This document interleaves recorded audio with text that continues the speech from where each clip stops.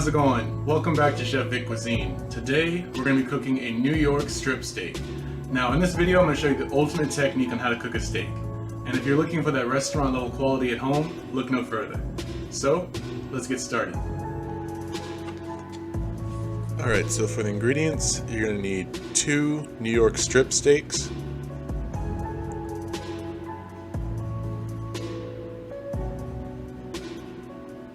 4 tablespoons of soy sauce, 2 tablespoons of Worcestershire sauce, 4 garlic cloves that you're going to mince, 4 green onions that you're going to finely chop, 2 teaspoons of onion powder, and then you're going to need the juice of about 1.5 lemons or 3 tablespoons, and then you're going to need 1 tablespoon of olive oil and 4 tablespoons of unsalted butter. And then finally you're going to need some kosher salt to taste, as well as some freshly ground black pepper. Alright, so to get things started, we're going to prepare the ingredients. Starting off with the garlic, you want to go ahead and peel off the outer layer of each garlic clove, and you can easily do this by smashing the garlic with the flat side of a large knife. And then finally chop up the garlic, and you can go ahead and set that aside for now, as this will be used in the marinade you create.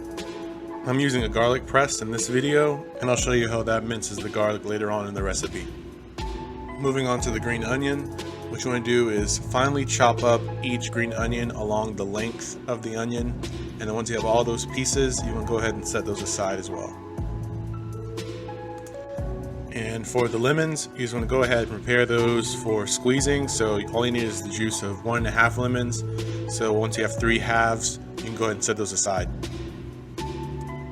Now for the steak. One of my favorite cuts is the New York strip steak, but this recipe will work for any of your favorite cuts of steak as well.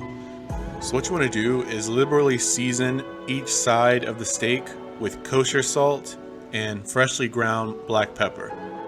And you want to press that seasoning into the flesh on both sides. And this may seem like a lot of salt, but trust me, you need this much, as the marinade will remove some of the salt during the resting process. And I also find that larger chunks of cracked black pepper really brings out more flavor, and so I wouldn't use finely ground black pepper for this recipe. Now on to making the marinade.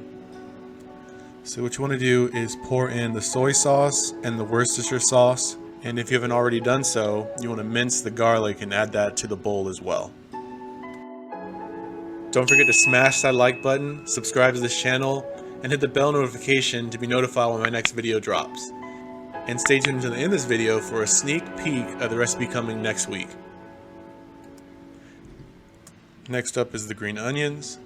You want to make sure you add as many as you can to the bowl, as this adds another layer of flavor to the dish. Following the green onions, you want to add your onion powder,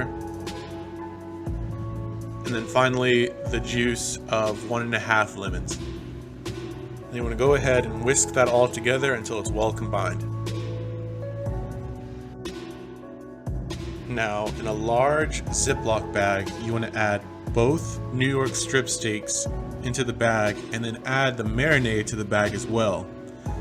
And now you can toss the bag around and coat each steak with the marinade. You want to allow the steak to marinate in the refrigerator for about 30 minutes to a couple of hours. And right when you're ready to cook the steaks, you want to remove them from the fridge and allow them to reach room temperature before pan frying them. As if you try to cook them right out of the fridge, they're going to seize up on you and you'll end up with a tough steak that nobody wants.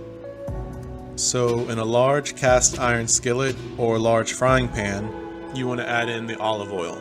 And you want to set the heat of the stovetop to medium high, or 375 degrees Fahrenheit or 190 degrees Celsius. And you want to wait for the oil to heat up. And it should just start to smoke before you want to add the steak. And you also want to make sure that the entire cooking surface of the pan is well coated in the oil. So we see the oil is smoking, So now we're ready to add the marinated steaks to the pan. And then you want to also just go ahead and push the meat down in the center to be sure that the entire steak is in contact with the heated pan. And so you're only going to flip each steak fillet one time. You don't want to disturb the steaks too much, as you want the heat of the pan to do most of the work for you. Now, my favorite cook of steak is medium, and so my tried and true way of achieving medium is to cook each steak for about 4 to 5 minutes on the first side, undisturbed, and then you want to flip them and then cook them for another 1.5 minutes on the other side. I'll leave the times for other cooks of steaks in the description box, but basically what changes is the first amount of time you cook the steak. So for example, for a rare steak, you would cook it for 2 to 3 minutes on the first side, but the cook on the other side will always be 1.5 minutes.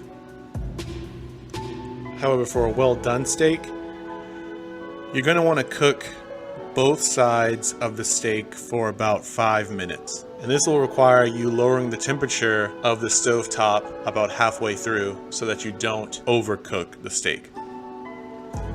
But a Chef Vic Cuisine New York strip steak is cooked at medium, and if you've never had a steak at medium, I really hope you give it a try. So back to our steak. Our first 4 minutes have passed, and so now we're going to flip each steak once. And as you can see, both pieces have a beautiful sear on their first side. And now you want to add your unsalted butter to the pan and allow that to melt. And this allows the butter and the marinade in the pan to mix together to create a really flavorful baste that keeps the steaks moist throughout the cooking process. So you want to take spoonfuls of the baste and add it to the tops of the steaks as the underside cooks. And finally, you want to go ahead and flip the steak onto its fat edge and allow that to cook for 30 seconds. That renders the fat and allows those juices to flow into the steak.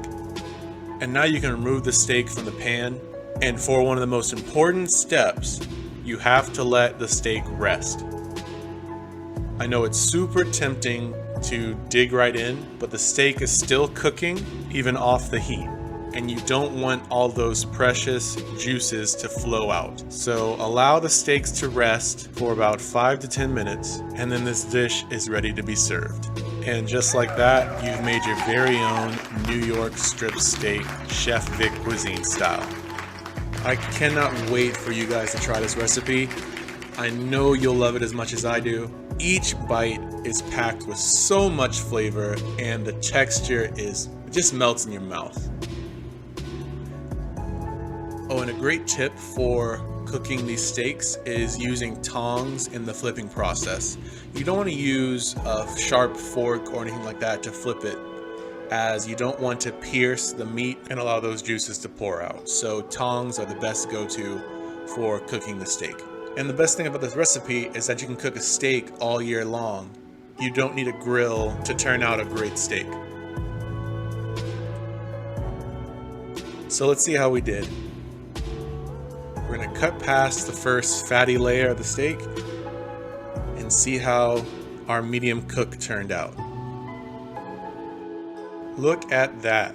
You have this beautiful brown sear and this awesome gradient of that grayish brown to the light pink center. And look at how juicy this steak is. It is so tender, and I'm telling you guys, wait until you try it. I ate these steaks in less than 5 minutes, I'm telling you.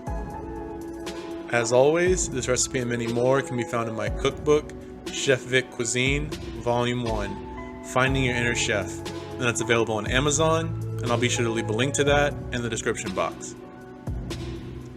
Thank you all so much for watching, and if you've enjoyed this video, make sure to smash that like button, subscribe to this channel, and hit the bell notification to be notified when my next video drops.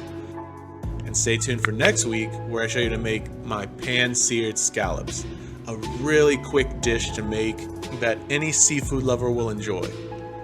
Well, thanks again for watching, and I'll see you next week on another episode of Chef Vic Cuisine, and until then, peace.